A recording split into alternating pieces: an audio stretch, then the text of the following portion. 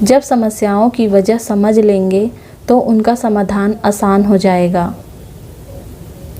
गौतम बुद्ध की एक प्रचलित कथा के अनुसार एक दिन सुबह सुबह सभी शिष्य बुद्ध के प्रवचन सुनने के लिए एक साथ बैठे हुए थे।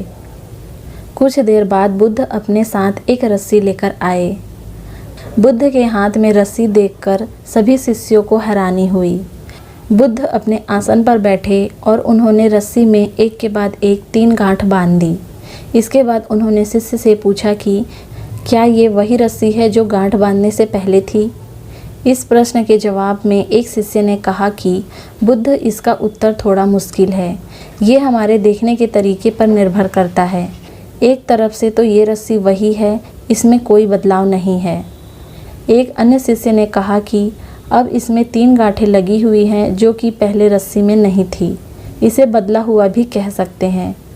कुछ शिष्यों ने कहा कि वास्तव में मूल रूप से रस्सी वही है, लेकिन बदली हुई दिख रही है, लेकिन इसका मूल स्वरूप बदला नहीं है। शिष्यों की बात सुनकर बुद्ध ने कहा कि आप सभी सही बोल रहे हैं। अब मैं इन गांठों को खोल देता हूँ। ये बोलकर बुद्ध रस्सी के दोनों सिरों को खींचने लगे। बुद्ध ने पूछा कि क्या इस प्रकार रस्सी की गांठें खुल जाएगी?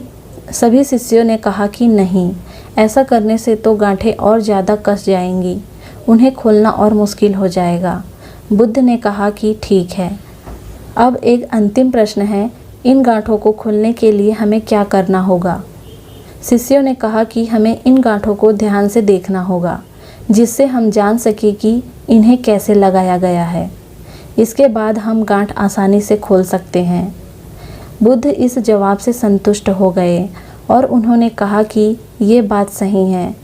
हम परेशानियों में फंसे रहते हैं और बिना कारण जाने ही उनका हल खोजने लगते हैं, जबकि हमें पहले समस्या के मूल को समझना चाहिए।